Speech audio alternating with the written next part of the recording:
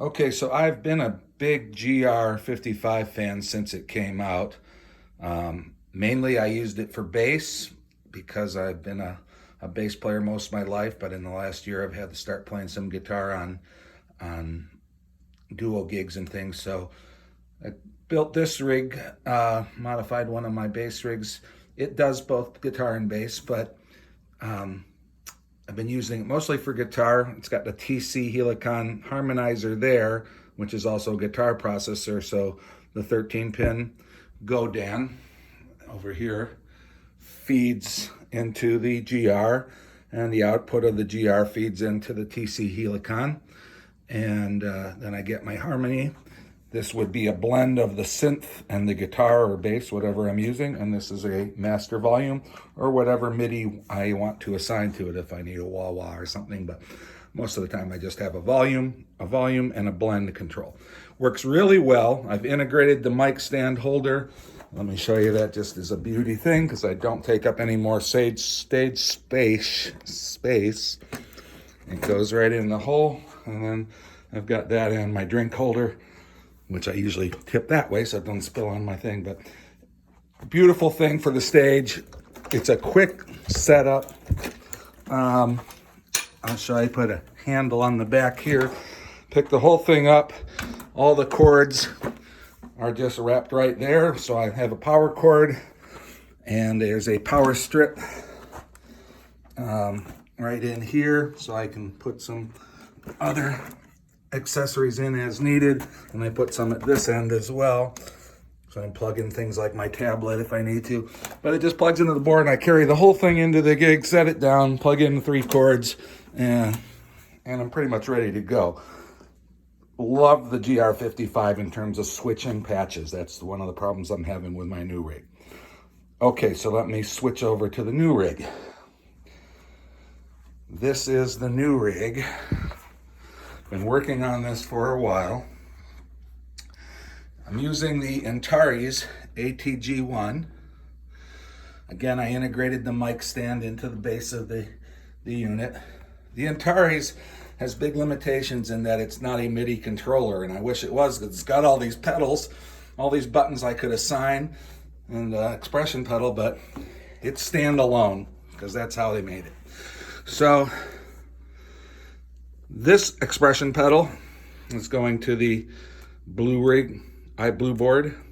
So is this expression pedal. I guess I should start with the guitar. The guitar feeds into 13-pin of the Antares. The Antares has a 13-pin out, which unfortunately does not carry the tune signal, but it's just a splitter. So that goes out into a little box I made, which I'll insert a picture here. Actually, I had my good friend from the VG forum, Saulo Valerio, create that with me. I hope I pronounced his name right. Saulo, I made a prototype, but my soldering skills and hands-on those fine things and my eyes are not that good. So he built it for me in a gig-ready container. I verified that it worked, and then I said, this is what I need. And he said, yep, I can build that. And he did a nice job. And it sits underneath this and feeds into an iPad mini. My iPad mini 4th gen running AUM and all the AUM plugins, which I activate via the board. As you see here, turns on and off my iFretless bass, turns on and off the symphony. And the 3rd one is an organ, 4th one's electric piano. And those can, of course, be whatever you want, or I can run them all. And surprisingly, the iPad mini will run them all at the same time. This controls the volume of just the bass. I like to be able to mix in how much bass I want, so that expression pedal is controlling the bass. And this one up here is controlling these other synthesizers, organs, strings, whatever I had, volume. So between the guitar volume, synth volume, and bass volume, I can get a blend of whatever I need.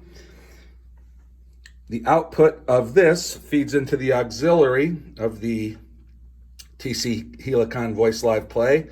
The main output of that also feeds into the main input of the TC Helicon. And then I send an XLR out to the board with the combined signal. Very simple to set up. One cord XLR out, sends the entire combined signal out to the board, and I control everything with my feet, which has always been my goal. I hate using buttons on the guitar to do patch changes. I want to keep my hands on the instrument. So let me grab the guitar. I'll stop the recording for a moment. Okay, so I've strapped on my Godin guitar with the 13 pin out into the Antares. There's the volume control on that. The Antares has that great string tune feature, which automatically tunes the guitar electronically to make sure every string is perfectly in tune. And then I can come down to the Blueboard and turn on, say, the bass, which I just turned on with A, and I can blend the volume in.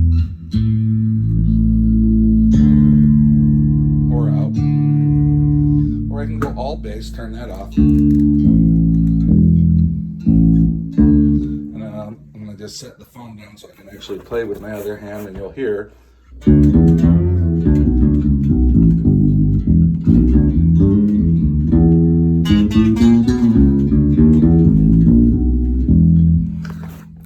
Get a lot of nuances. It catches all the bends, vibrato, velocity. It really does a good job. That's the iFretless bass program. And I just have it assigned to the bottom 3 strings so that when I'm playing chords, I can blend in as much bass as I want with that. Now say I want to turn on an organ. I can then blend the organ in. Oops, that's strings, let's do organ. Set the phone down again for a minute.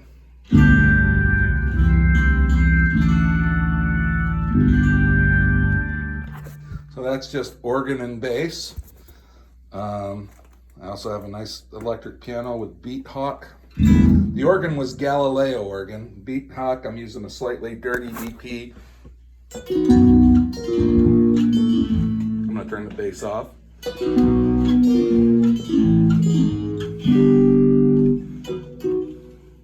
It's a nice little electric piano. Strings, I'm using iSymphonic. Turn the bass off again. Here's the strings.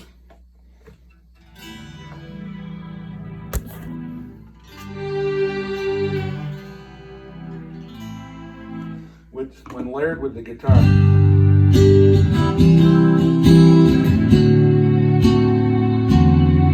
a nice effect. Add the bass in.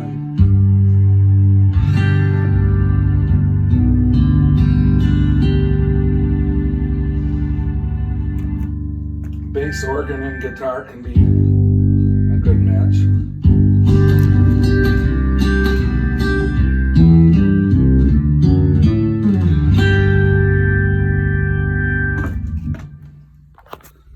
So there you have it. Mic stand integrated, all one piece. When I'm done, I flip the cover up on the iPad. It never leaves the board. And back here I have a handle integrated in, so I can just pick the whole thing up, wrap the cords up, and just usually hang them right on the cables. It's just a power cord and the main connectors. So it's gig worthy. I've done 1 gig with it so far, and it was satisfactory.